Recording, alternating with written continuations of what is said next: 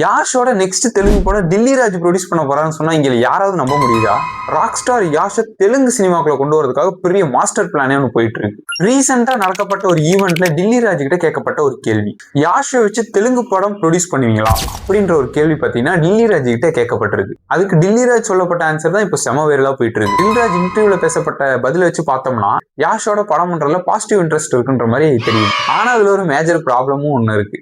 யாஷோட current schedule பாத்தீங்கன்னா already fully packet ஆயிடுச்சு. So இதுல பாத்தீங்கன்னா இப்போ டாக்ஸிக் படத்துல கொஞ்சம் பிஸியா இருக்காரு. அதுக்கப்புறம் ராமாயணா ப்ராஜெக்டும் ஸ்டார்ட் ஆயிரும். ஸோ இந்த மாதிரியான ஒரு கிரிட்டிக்கல் சுச்சுவேஷன்ல யாஷும் டில்லி ராஜோட காம்போ எப்போ ஸ்டார்ட் ஆகுன்ற ஒரு கேள்வி மக்களிடம் பாத்தீங்கன்னா ஏற்பட்டிருக்கு. அந்த விஷயம் அபிஷியலா கன்ஃபார்ம் ஆச்சுன்னா கன்னடம் சினிமாவோட ராக் ஸ்டார் யாஷ், தெலுங்கு சினிமாவோட டாப் ப்ரொடியூசர் டில்ராஜ், இவங்க 2 பேரும் ஒன்னா கம்பைன் ஆனாங்கன்னா பாக்ஸ் ஆஃபீஸ் என்ன லெவல்ல கதற விட போறாங்கன்னு சொல்லிட்டு கொஸ்டின் மார்க் தான். நீங்க இந்த யாஷ் மற்றும் தில்ராஜோட காம்போவை பாக்குறதுக்கு ரெடியான்னு சொல்லிட்டு எஸ் ஆர் நோன்னு சொல்லிட்டு கமெண்ட் சொல்லுங்க.